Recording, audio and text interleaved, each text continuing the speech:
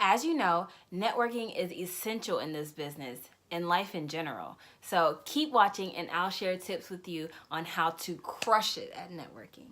Hey guys, welcome to my channel if you're new. Welcome back if you're true. I'm Dara, real estate investor, entrepreneur, and consultant out of Atlanta, Georgia, and I am gonna dive right into the meat of this video, sharing with you 5 tips on how you can crush it at networking in this real estate business and just any other networking opportunity you come across. Before I get into the video, make sure you hit that subscribe button. Click on that bell so that you can get notified every single time I upload, and watch all the way to the end to get all of my tips and even a bonus tip. Tip number 5 on how to crush it at networking, whether you're an introvert, extrovert, outgoing, shy, whatever the case is to have an objective. Before you go into a meeting or a networking event, you want to have an objective. For instance, if I was to go to a networking event for real estate investors, maybe my objective is to find my next private lender. Maybe my objective is to find a cash buyer for this wholesale deal that I have.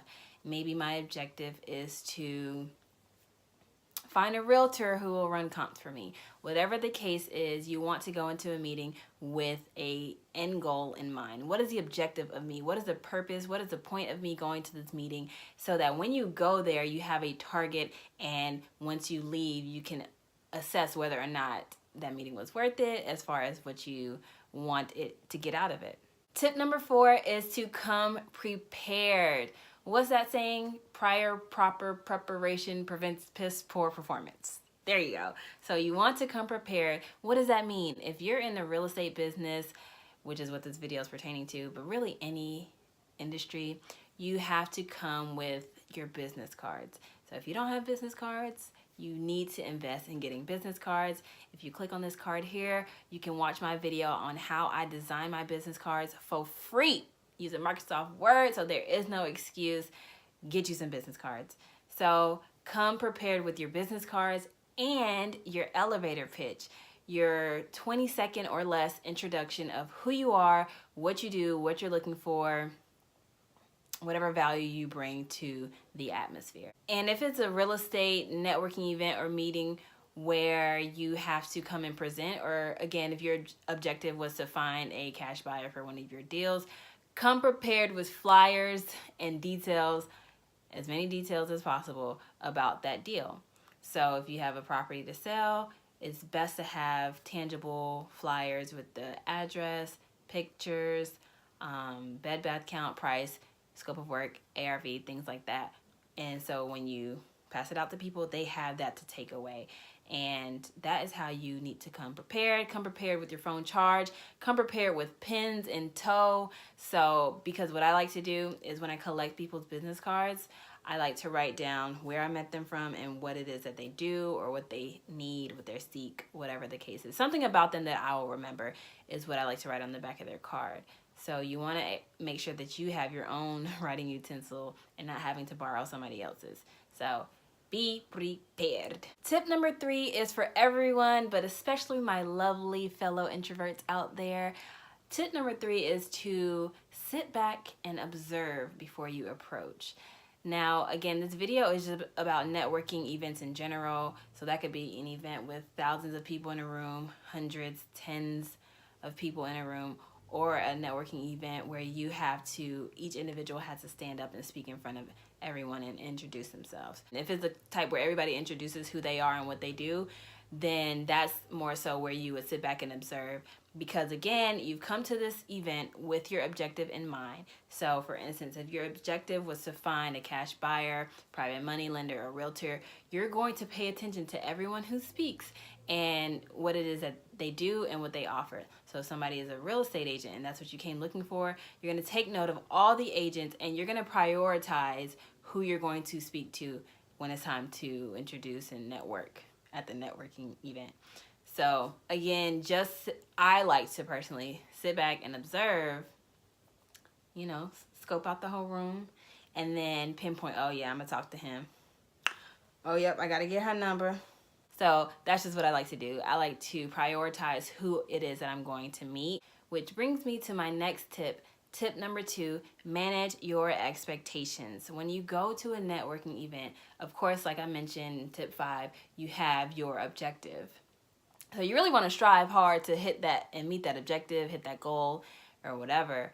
But when I say manage your expectations, let's go back to the scenario. If it's a room full of 500 people or so, I personally never really walk into a networking event with the expectation to meet every single person in the room, because I'll drive myself crazy.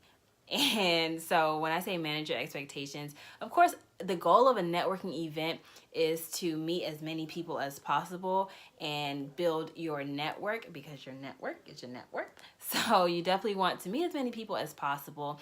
But there is a difference between meeting people and engaging in in-depth, long drawn out conversations with people. So of course you have your identifier, your business card. So if you come with 20, maybe your objective is to get rid of all your business cards. Hand out 20 business cards. So that means that you are going to meet 20 people.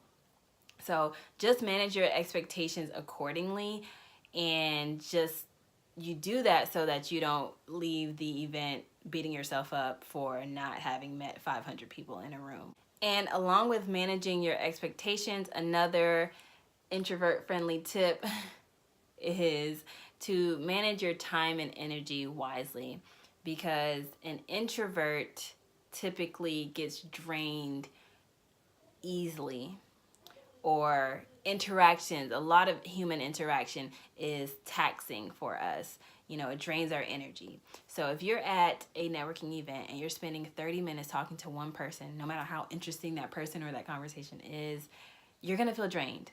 Or I feel drained, at least, after long drawn out conversations with people. Meaning that after that 30-minute conversation with Bob, I'm gonna have less energy and less of a desire to go meet the 30 other people who I said I would give my business cards to, or whatever the number was, whatever my expectation was. Spending that time with one person will make it less likely for me to reach out and meet all these other people. Now, again, I did mention that there's a difference between meeting and introducing yourself to people and engaging with people. So you definitely want to meet as many people in that room as possible. And for instance, something I would say to somebody is, hey, I'm Dara. What is it that who are you? What do you do? How can I help you get what you need or what you want? And then I also try to find something in common with that person. And I keep it short a lot of the time, because once I find maybe something in common or something that they want and I can truly actually add value and help them, or this could be a mutually beneficial relationship, I'm like, okay, great. Do you mind if I follow up with you tomorrow? Do you mind if I give you a call tomorrow? Do you mind if we schedule a lunch day or a time to go and get coffee, right? So you're using this networking event to just plant seeds. You're not here to cultivate, plant, sow, water, and grow a tree, you know? So you don't want to spend so much time on just getting to know one person, because there's so many other people in that room to meet and who need to meet you. And finally, tip number 1 is all about your attire and your appearance. So about your attire, you want it to be properly fitting and appropriate for the occasion. Honestly, truly, a lot of the real estate events and meetings that I attend, I'm pretty casual, because it doesn't really call for anything to be dressy. Now, if the event calls for you to be dressy, dress accordingly. But make sure that it's something that properly fits you so that you're comfortable just being you. You're comfortable. You're not having to fidget every 2 seconds and adjust and pull up your pants because you forgot a belt, or fix your bra strap because you ain't washed the right bra today. Okay, so wear something that's properly fitting, comfortable, and appropriate for the event. And I personally like to wear things that are attention grabbing, things that are conversation starters. So a lot of times I have t-shirts that say something, maybe a hoodie that says something, maybe a jacket or a sweater that says something, a hat that says something, or a bag that I'm wearing that says something. But essentially something in the front of me, a bag that's to the side of me, something in the front of me will say something that would make people stop and be like, wait, what does your shirt say? Or wait, what does your hat say? And then you go from there. Oh, well, my shirt says real estate is the periodic table and I designed it myself.